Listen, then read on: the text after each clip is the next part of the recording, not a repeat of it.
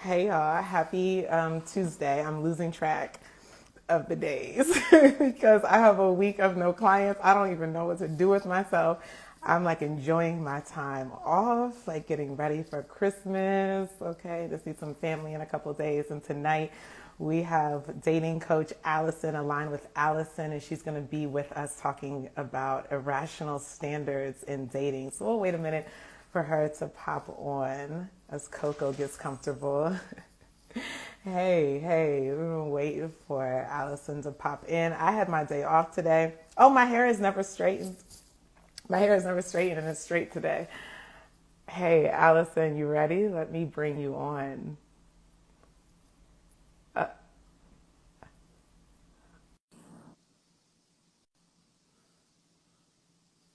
Hey, Keith, what's going on? Can y'all hear me well? Are my headphones working correctly? Hi, Brown Hey, Muffin. I look crazy where? everywhere. Are I we actually was matching? Do you ready. have maroon on? Yes, we're Let me matching. see. Oh, look at that. That's so I cute. was ready until right before time at like 4:57. I got a phone call from my plumber who was downstairs looking at the tenant's tub and there's something wrong with the sink and I was on the Uh, phone with him and so I didn't even get a chance to comb my hair properly, but I'm here, I'm ready, let's go. it looks like you were already ready. So when you get a little bit unready, then you're like still mostly ready. Yes. And I'm glad to see that your hair is straightened. That means Yes, that the you went off yesterday, but it all worked I out. did. It did work out. My friend who I told you about, we ended up being able to make something work and it was fine. So I didn't have to deal with the general public. But I got a lot of DMs about the hairstylist and the makeup artist. I got a lot of DMs on that story. Now it's a whole highlight. I don't even want to go down that road because that's not what we're talking about today. Mm-hmm, mm-hmm. But yes, the hair was done. So you're talking to us about irrational standards in dating, which I love because I have to deal with irrationalities all the time in my work as well. So before we even get to the irrational part, can you just tell us what you do? Yes. So for everyone who is joining, hello, my name is Allison. I'm a certified dating and oh, you know what? Let me sit over here because the comments be blocking your face, and I don't like that. They do. They I do. want to get Thank you. everything right. So my name is Allison. I'm a certified dating and relationship coach. I primarily work with singles to help them get through heartbreak or the frustration of the dating scene so that they can find the partner that they deserve. Before we get started, I want to give some accolades. I have a bachelor's degree in education. I have a master's degree in counseling. I have a master's degree extension in mental health counseling. I'm a certified life coach with a Run it down. specialty in dating and relationships. And this is not in an effort to boast, but when I start posting the clips of my Q&A and I start arguing with people, then they Mm-hmm. want to say, well, you're not even and you're not even. So I want to clarify for everybody. Please. You may disagree with my opinion, but please do not challenge my level of education. That's what she Well, said. she said what she said. Okay, so sometimes you do have to run it down a bit because some of y'all really get wild, and not enough people check people that are just going off in the comments as if there's not a very educated and qualified lady on the other end. So that's that. Right. Absolutely. So thank you. So let's talk about these standards. What are just standards to you in general? Like, how do you what are standards, and then we'll talk about like what the irrational ones that come up. What are Yes. standards?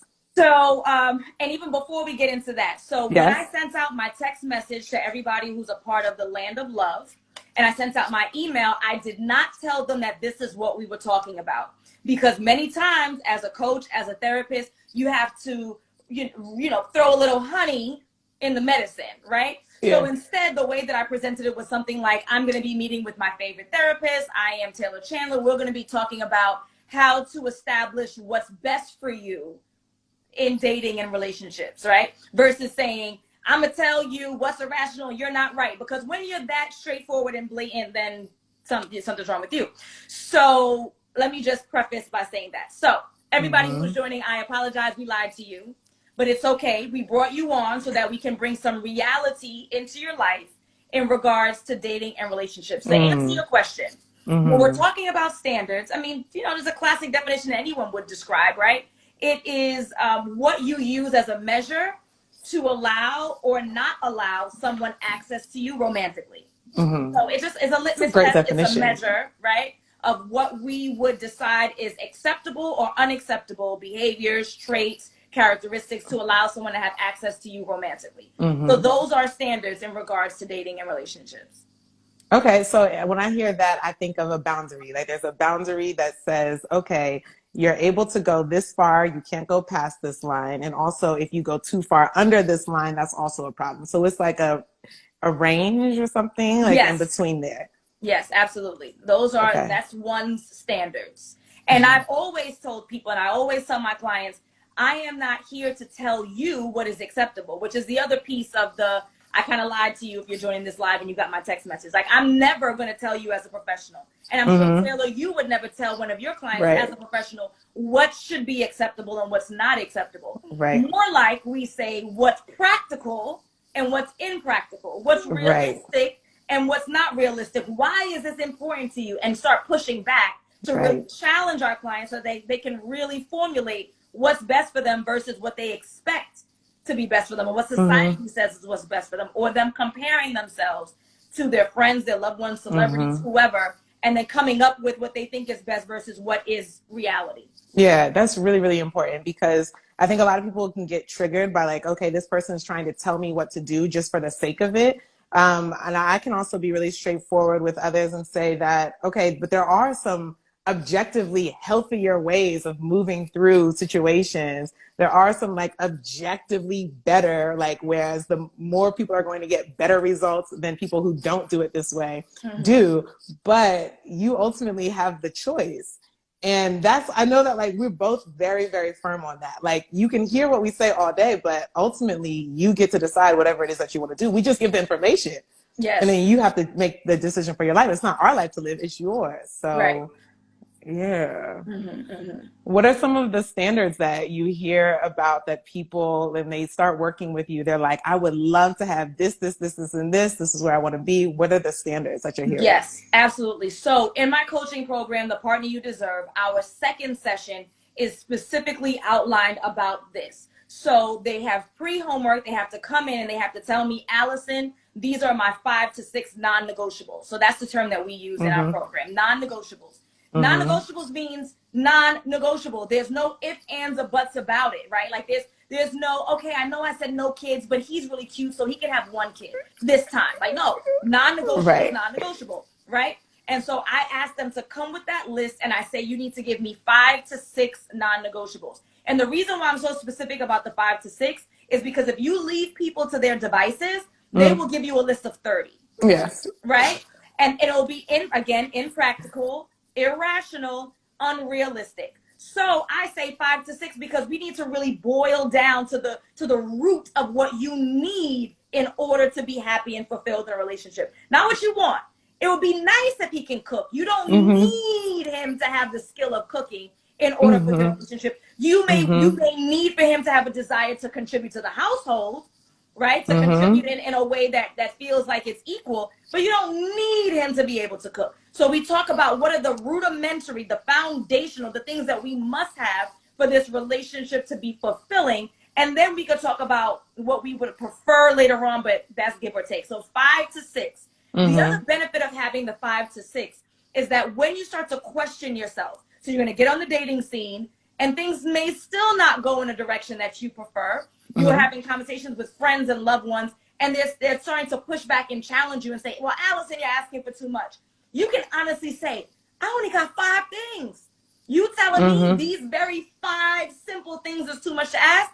Now, when it's 30 things, you start doubting yourself, as you should, but you start doubting yourself to say, man, maybe I am asking for too much. And then perhaps you begin to remove the stuff that you need to keep in place. So when I work with my clients, 5 to 6 non-negotiables, I push back, I ask questions, we Google. Like, I need to know that the word that you're saying loyalty, we love that word, but is it really loyalty, the word that you're looking for? Or are you looking for faithful? Because someone can be loyal to their family. That doesn't mean that they're not slinging whatever. That's important, yes. Somebody else. So Googling words, asking questions. Why is this important? Is it important to you because you had one boyfriend one time who did this, but this isn't really reflective of your experience? Or is it important to you because your friend got it, or you think your friend got it, or you think your friend got it, or you think your friend got it, and so now you want it too?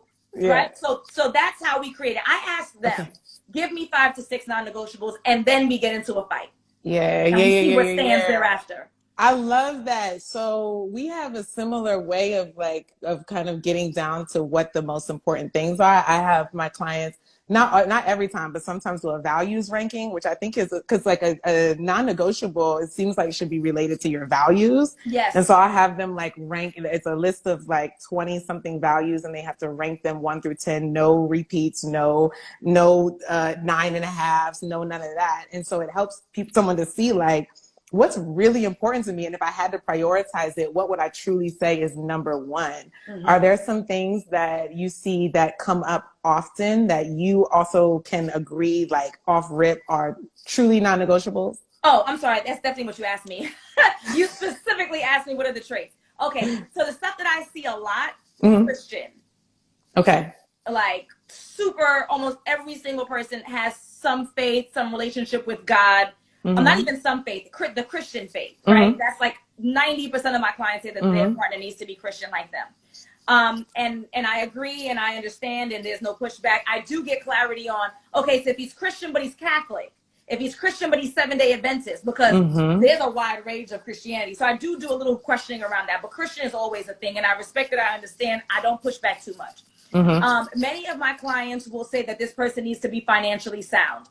Now, I will tell you that I do a little work before we get to that. So remember I said in session 2 is when they come with the non-negotiables. I tell them at the end of session 1, hey guys, this is your homework. I'm telling you now, do not come next week and give me a salary. I will not accept it.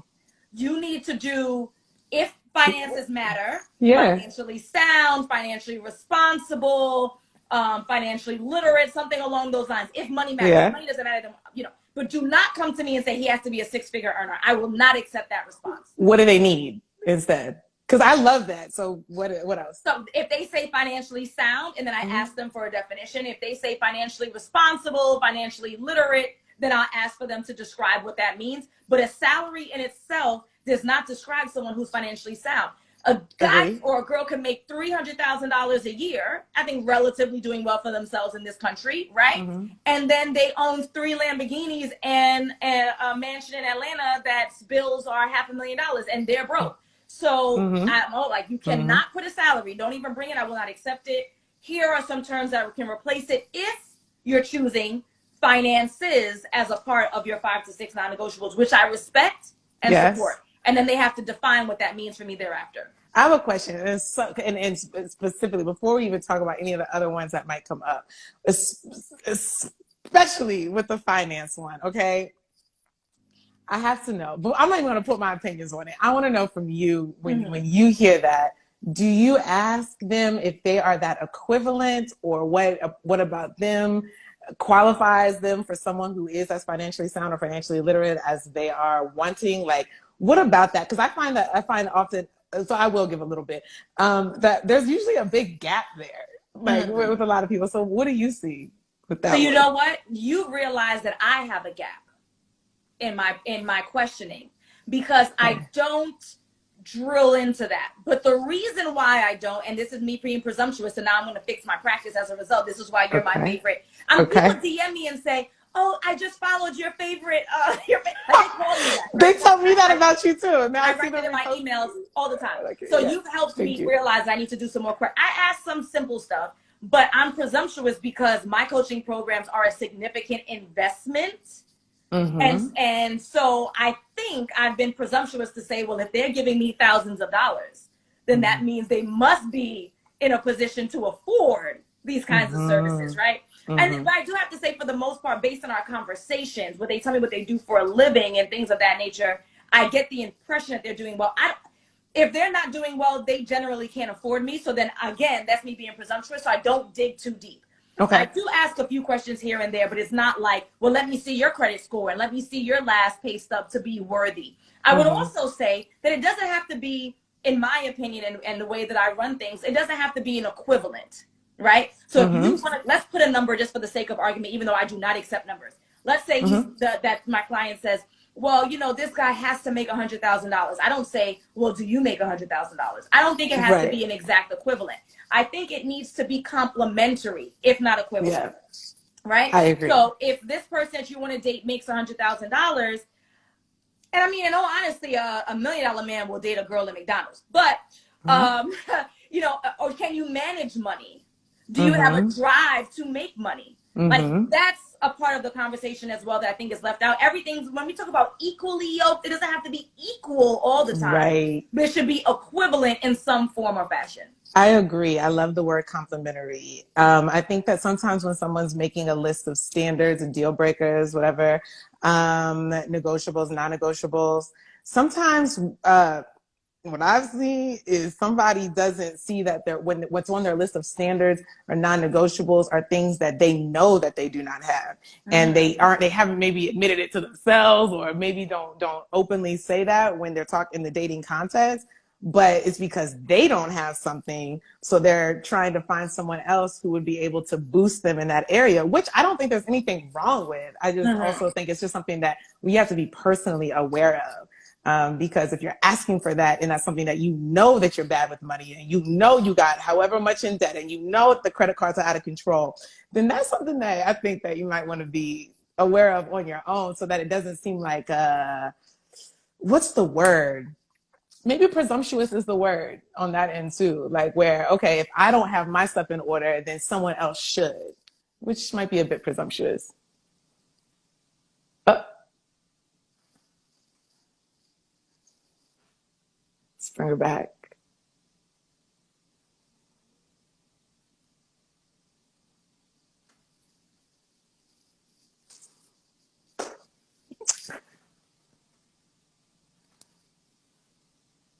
Alison, we want you back.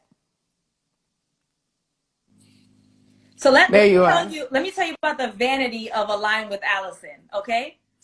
I didn't like the fact that these comments were covering my face, so I tried to click the screen to move it, and to make them shrink.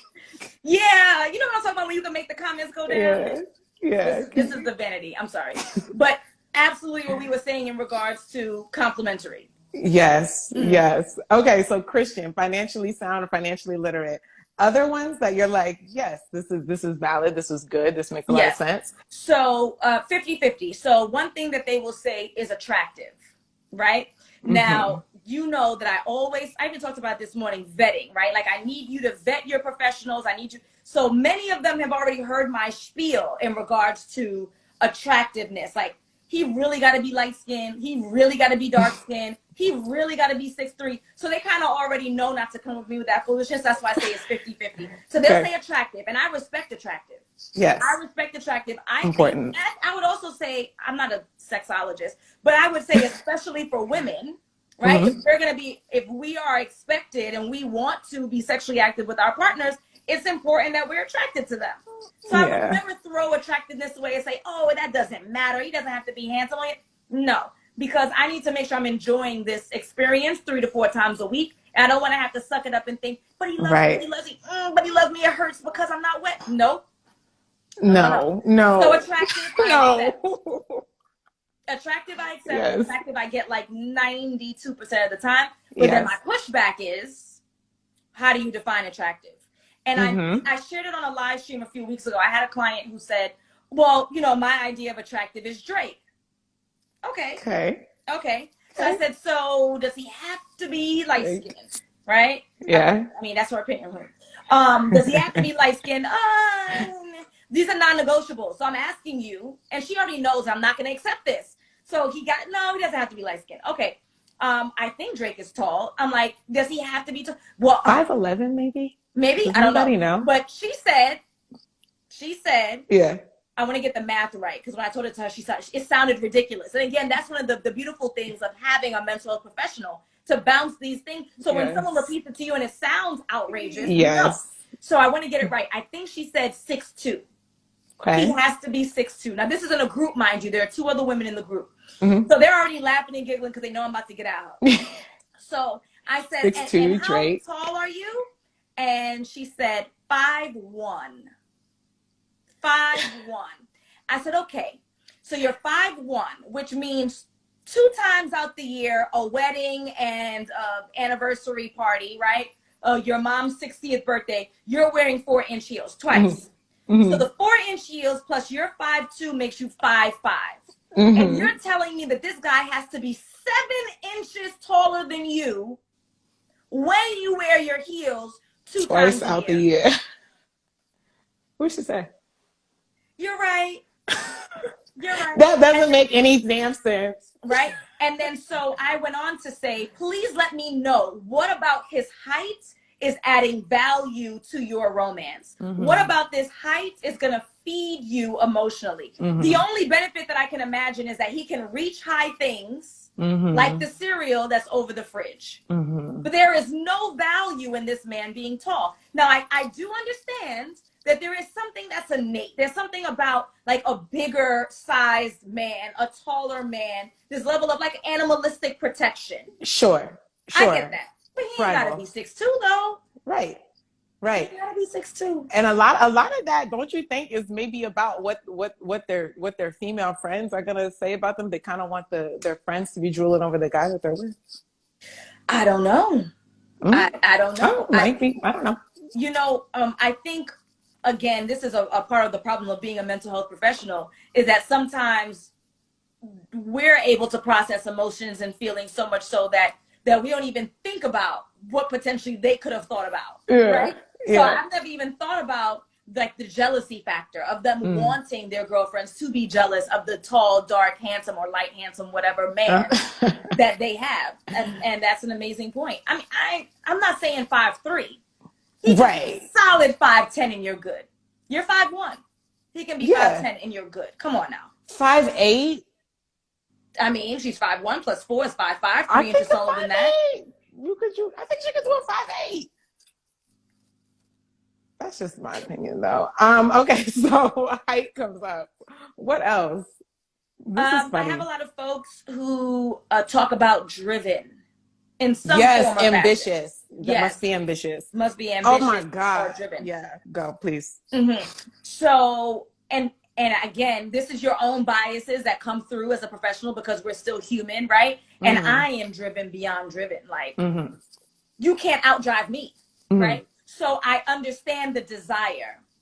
So then I start asking questions around it, though, like, but if he has a solid career making really good money and he, like, does he have to always want more if what he has is like super comfortable? Yeah. If I push back in that regard. But again, as we mentioned earlier on the live, anybody who's joining, we're talking about non-negotiables. We're talking about standards. We as your mental health professionals don't tell you what's acceptable. You bring us the list and then we push back on the things that we think are impractical. And then you decide from there, this is your life. This is your dating experience, right? We're just here to be a soundboard to reiterate what you've just said that sounds outrageous for you to then decide what's an appropriate decision for you. Because you can stick with it if you'd like. I have a question. If somebody wants somebody who's really ambitious and driven, do you find that their potential matches might also be more emotionally absent than the person who, put it like this, if I want someone who's making the $300,000 a year, are those same people asking that prepared for the trade-off? I'm really big with trade-offs. Like when you're asking for something, there's often a trade-off. Like there's something that you're also going to lose when you get what you want. There's something that you're also giving up, and that's kind of the nature of life. It's the yin and the yang. And so the people that are asking for a certain amount of money, let's just go above 6 figures, whatever. And are they prepared for the trade-off? No. No. Please, more. Please. Niet. No, they're not prepared. Right, because you want somebody making a lot of money who's also emotionally present and absent, who's also emotionally intelligent, who's going to be there to eat dinner with you every night, and that's really not what it looks like. Right. I did, and in all fairness, I did have a client who said she absolutely does not want to date an entrepreneur. Okay. For that exact reason, because she was aware of the trade-off, and she said, I don't want someone who's up at 3 o'clock at night. I don't want to be someone's assistant. Like if you have a partner who's an entrepreneur, you're their photographer, you're their content creator, You end up, you're the assistant, you're Yeah, booking gigs. you're a whole manager. Right. So she said, I absolutely don't want that. I want someone who's going to be there at the table at 7, helping with homework and cooking dinner. Mm-hmm. So yeah, some people have that sense of awareness. Some people don't. And So I think important. that they will have to decide in some form or fashion through experience how much drive is too much drive. Mm-hmm. Is it so much so that your family takes the back burner and your responsibilities as a husband or a wife or a parent takes the back burner to your drive and your ambition in your career? Mm-hmm. That is a very real consequence. Everything has positive and negative consequences, and we can ask for whatever we want. And I say this 1,000 times a week on my on weeks. This is my off week, but 1,000 times on my on week is make whatever decision you want, as long as you know the consequences of the decision. Absolutely. If you want that amount of money, you want that amount of drive, it comes with a trade-off. And those people can often be short with you.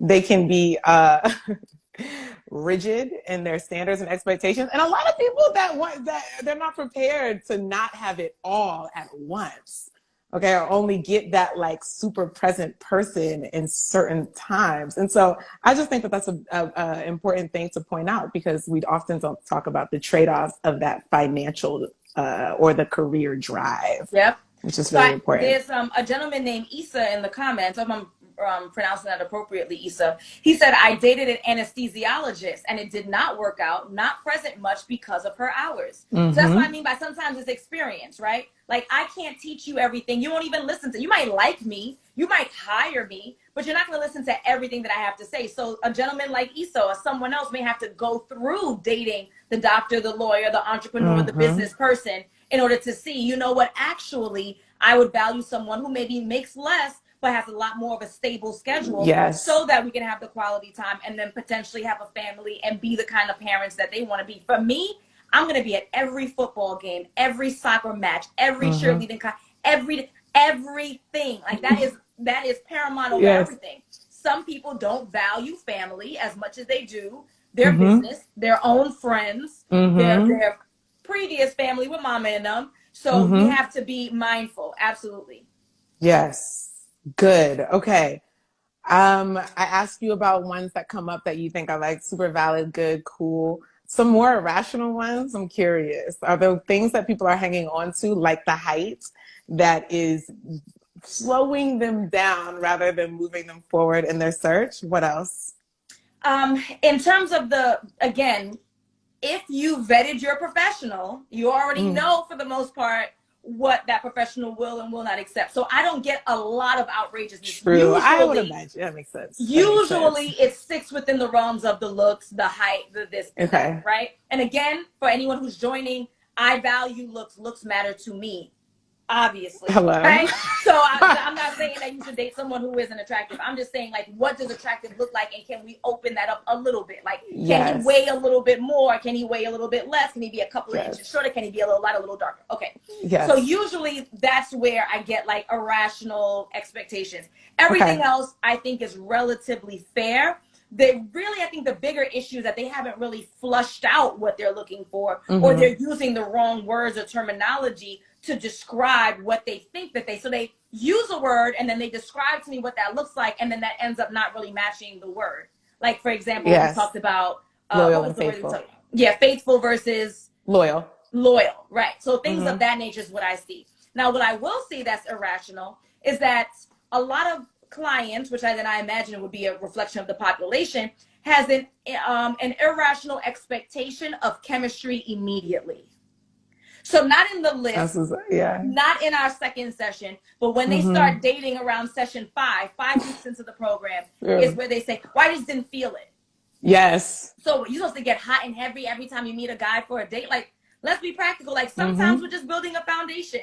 Sometimes we're just getting, I'm getting little brother vibes. I'm getting big bro vibes. Oh. Like, can you allow this to build? Like, sometimes it just takes a moment for you to get to know the person a little bit better. Yes. For the attraction to grow. Are they attractive? Like, are they a handsome man? Right. Are they a pretty woman? Yes. Okay, so then it just may be a matter of time. Can you please go on date number 2? Can you please not ghost this man because you went on one date and didn't get hot and bothered over it? Now, if he's a weirdo or like socially inept or something like that, that's really off-putting. Really, like, you can give me a concrete thing that Yeah. he did or said that turned you off. He was nasty to the waiter. Okay, fine. But if it's vibes, I'm gonna need you to give that some more dates. Now, we're not gonna waste this man or this woman's time, nor are we gonna waste their money, particularly in the instance of a heterosexual relationship where the man is probably gonna pay for those first couple of dates. So I'm not interested in wasting someone's time, but we also need a moment to catch up. Right. I agree. And sometimes like having someone look over a history of the relationships and seeing how those crashed and burned in the first 60 days can help someone get some perspective and some reality that, okay, when you rushed and you had sex on date 2, because you did feel all of those feelings and vibes and the energy was there, the energy was right. And it was just this whole soulmate twin flame connection thing that you had on date 1. And then look at what happened next. And then, oh, even past Dave, I always use Dave as an example. Even past Dave, you probably did it again and again and again. And so maybe the trick is slowing down and actually getting to know somebody before making all these assumptions with just feelings that occur in your body. Those are chemicals.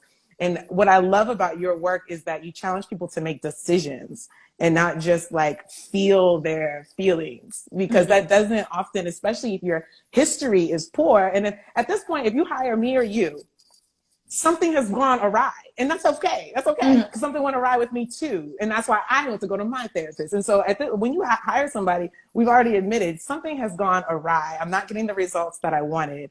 And the second part of that, after you make that reach out, is realizing that what you've been doing doesn't work and you've got to do something else, because if your way worked, you wouldn't be talking to us. You just wouldn't. Yes, absolutely. I'm seeing in the comments some people talking about chemistry, and I get that. I'm not saying that chemistry is not important. I'm saying give it some time to develop. Sometimes it's just a matter of time. And then having one phone call or one FaceTime or one in-person date and you're saying, I'm getting big bro vibes. Again, nothing that's like a blaring alarm, nothing that's a huge red flag. That's just the vibe. Let it develop a little bit. Maybe the reason why you're in the situation that you're in now is because you've been too quick to judge. Slow down, give it some time, and then perhaps that can develop. I'm not saying chemistry isn't important. It absolutely is. I just want to spiel 5 minutes ago about good looking is important, especially for women. You got off the whole live because the looks were important. It matters. Like for men, they could, with the whole, they could put a bag over your head, they bend you over, they don't care. But for women in heterosexual relationships, especially, it matters for our physiological experience for us to be attracted to who we're sleeping with. I'm not saying that. I'm saying give it some time to develop. Right. And and people get, it's like, I'm going to sidebar here. Not sidebar, I'm going to go on the bar, but I'm going to take it a little bit to the left. The trigger that happens when you ask someone to do that, and I've seen it happen in the comments, in your comments, it's wild. Like someone asking you to slow down should not like elicit this like fear, this like feeling of like pushback. Like that feeling alone is something to be curious about. And I'm gonna align it with attachment for a second. Okay, I'm gonna align it with attachment. That big brother, men don't typically say like a big sister kind of thing, homegirl, but like that like big brother, homegirl thing. Okay, often, y'all, take this and do what you will with it, but often it's because that big brother, homegirl thing that you're talking about is a feeling of like, I want you to instead stop using the labels. Like I encourage people to stop using narcissist and toxic, for example. And I want you to define what it is, because a big brother and homegirl is defined as consistent, as predictable, as safe, as clear in their communication. I know where they stand. Okay. Often when people are using those kinds of dismissive words, when you really look at it, it's actually defining a secure relationship. And that's what you're not used to. And then you put them in a bucket of rejects, when it's the fact that that's because you didn't get it from your mother or your father. So it's so unfamiliar, and you're looking for inconsistent, chaotic, emotionally messy people because that's what you're used to.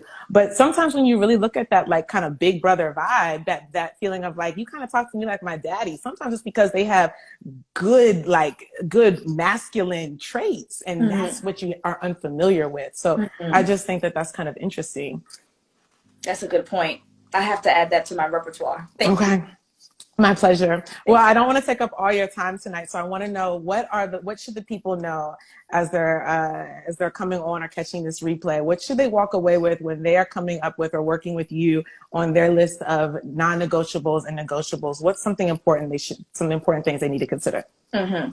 So first of all, you need a list. Like, you need to grab a notebook. You need to grab a pen. I'm a big proponent of actual notebooks with paper and pens. And I want you to write down exactly what you're looking for. Sometimes when you write it on paper, you come to the realization that, is this impractical? Is this over the top? And it doesn't mean that we want you to settle. Not at all, ever. Like, this is not used in the sense of giving up on what you really want just so you can have a man or just so you can have a woman. Never.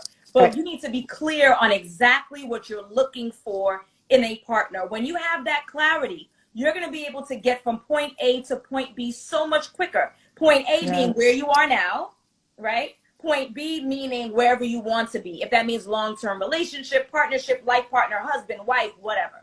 You need clarity. And if you can't articulate off the top of my head, these are the things that I'm looking for, it's going to be that much more difficult to get it. So step one is getting clarity by writing it down.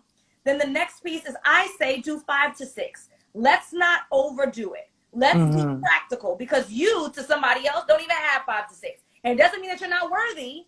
It just means that there are going to be some components that I have, that Taylor has, that she doesn't have, that I don't have, right? So I need you to write down 5 to 6. That's reasonable. That's practical. And the last piece, I want you to talk to your most reasonable friend.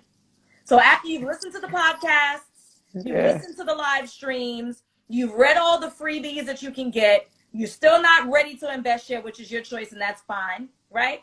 Choose the friend that you know is going to get on your nerves when you talk to them, because you know that they're going to push back. And then get some support in that regard. They don't have to be married.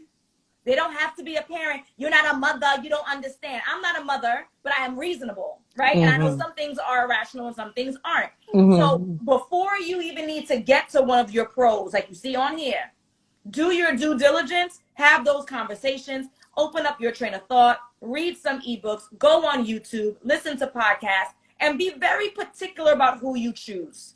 Very particular. I say it all the time. Your Instagram, your Facebook is a feed. It's feeding you. And if you think that it's not encroaching in your mind and giving you irrational thoughts and beliefs, oh, look at India. Did you see the engagement that Dirk did for India on I didn't even know stage? that. I don't even know what's going on. They got engaged. Oh, man. Big, beautiful ring. It was in front of, I'm sure, tens of thousands, not hundreds of thousands of people. I'm going to go see. And most of the women who big this up, which I'm sure that they're very happy, look like a very happy couple. Okay. He has multiple baby mothers with multiple children. Now, I'm not judging the man, but what I'm saying is that those same women who said, oh my God, look at India's ring, look at the love, would never date a man who had all those baby mothers, would never date a man who had all those children, but you're allowing your social media feed to feed you bullshit. Oh, shit. You understand what I'm saying? I You am. have to be very mindful of the sources, and this is why I started the live by saying, my education and blah, blah, blah, blah, right? You don't have to be formally educated to be reasonable, by the way. But I have to start with that. You have to be very mindful of who you choose to follow. Y'all complain about a particular man all the time. Y'all comment under his posts. Y'all share his posts. You arguing with the post. You save the post. And then you're surprised. I don't watch it. If it's not in alignment with what I'm looking for in regards to feeding me, and pushing me forward as a professional, as a person, as a human, as a Black person, whatever that might look like, I'm not involving myself. And not to say that there isn't some value in some of what is said, but if it's not overarchingly representing what I'm trying to be about, I don't allow it to feed me. Y'all gotta be mindful of what you allow to feed you, because it is causing you to have some irrational standards, which is then biting you in the butt, and then everybody else is the problem. I got cursed out this week. Mad people unfollowed me because I told them the truth. Many times, what was it? Y'all are the problem. Oh, well, y'all are it. So what we gonna do? We gonna sit here and complain about dating apps? You're gonna sit here and complain about some guy on social media who's turning these men into bad guys? No, they're not. They was who they was before. You gonna complain about me being too rough on you? You gonna complain about Taylor? Y'all complain about me? Come on. I mean, but they'll find a way, right? It's always everybody else. Yeah. It's always everybody else. At some point, we have to take accountability for our lives And then we have to take the appropriate steps in order to Yeah. change our life in the direction in which we want it to go to. I know, I'm sorry, you didn't even ask all that. But thank you. This is like, I'm huge on this. And I always say, like, I'm such a nerd about it. And all of my clients know, and I know Jay's on here right now and he's going to say something probably because I'm so big. That subconscious stuff is so real. The things like, especially if you're new to your healing, you're new on the dating scene, you're new to trying to do something better. I'll tell people you should only follow 2 or 3 people that have the same kind of mindset and only do them and put on your notifications. And everything else, you're in a moment of incubation.